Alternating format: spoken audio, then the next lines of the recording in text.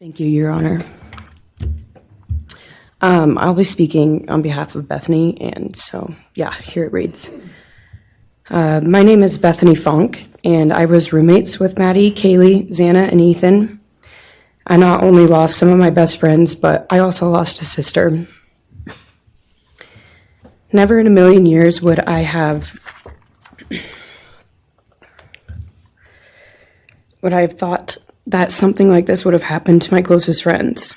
I thought that we were going to wake up and go upstairs, see them and tell them how they had scared us and that they were going to tease us about how we are constantly scaredy cats.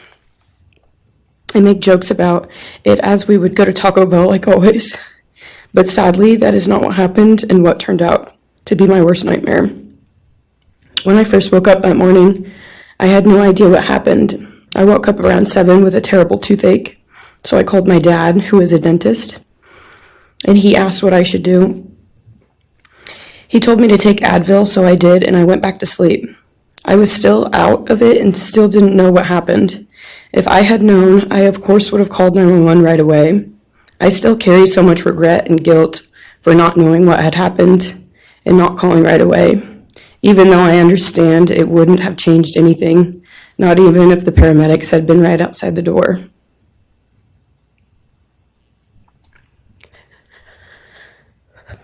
I was so frantic that morning and scared to death, not knowing what had happened. And when I made the 911 call, I couldn't even get out the words. And from then on, I don't remember a thing. It was like my brain wiped that whole memory. That was the worst day of my life. And I know it always will be.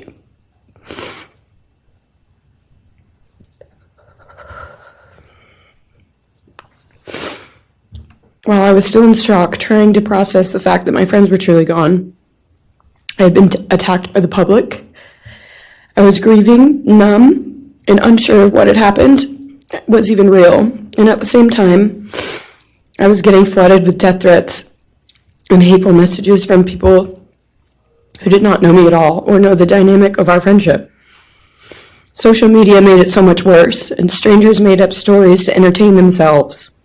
The media harassed not just me, but also my family. People showed up at our house. They called my phone, my parents' phones, other family members' phones, and we were chased while I was still trying to survive emotionally and grieve the loss of my friends.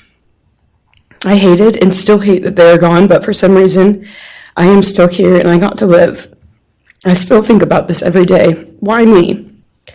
Why did I get to live and not them? For the longest time, I could not even look at their families without feeling sick with guilt. I did not know what to say or what to do. I was terrified that my presence just made their pain worse, and I was still here when their kid, their siblings and their friends, their loved ones should have been here instead. After everything happened, I was afraid to go into my own backyard or alone in my house. I was scared that the person who did this would come for me next.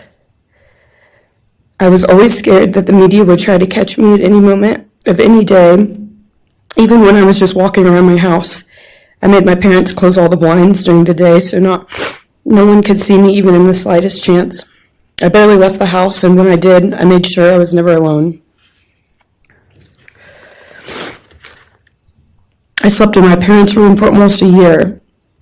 I made them double lock every door, set an alarm, and still check everywhere in the room just in case someone was hiding. And I still check my room every night before, and I double lock it.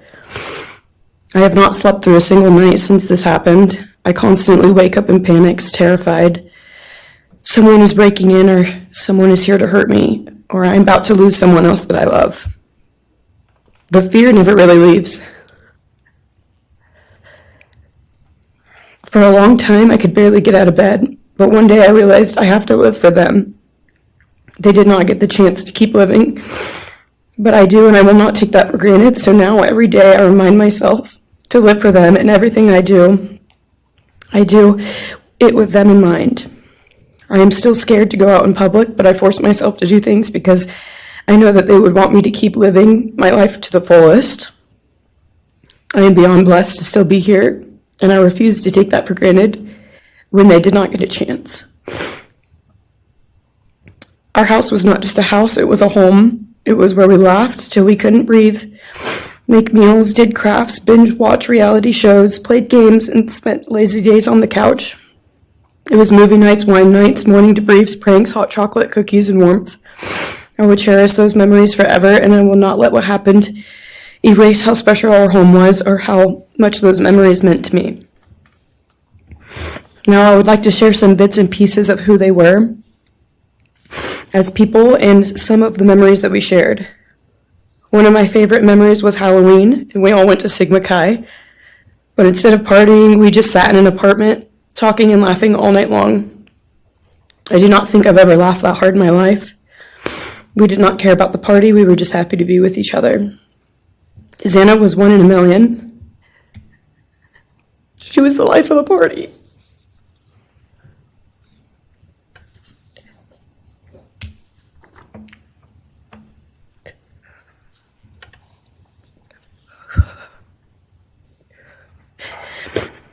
But she was also the kindest and funniest person I knew.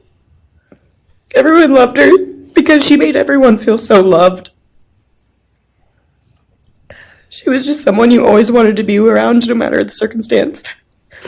One of my favorite days with Xana was when she laid on the couch, when we laid on the couch together all day watching movies and snacking.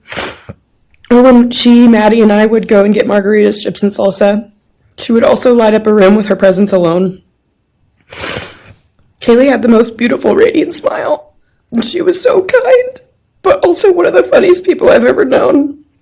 She loved playing little pranks. She always had us laughing so hard that we could not breathe.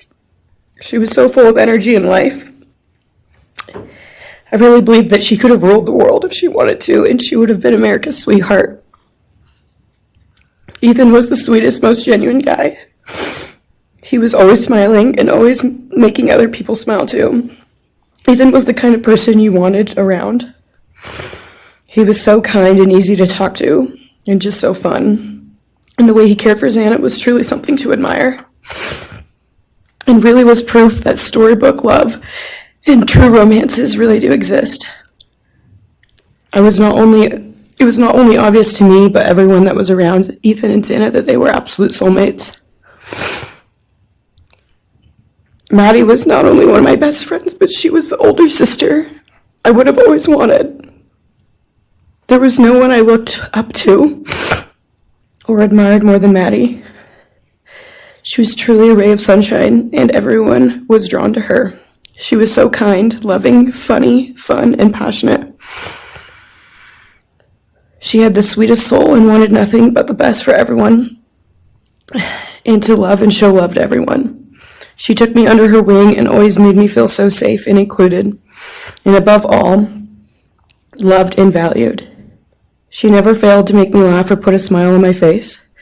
Still to this day, I am beyond grateful that she chose me to be her sorority little, and I thank God every day that I not only got to know her, but had her as one of my best friends.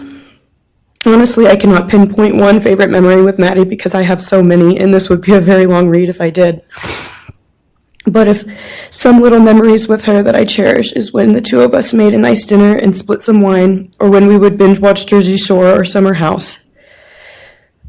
When we came up with a whole dance routine on Halloween and danced and sang all night, like no one was watching.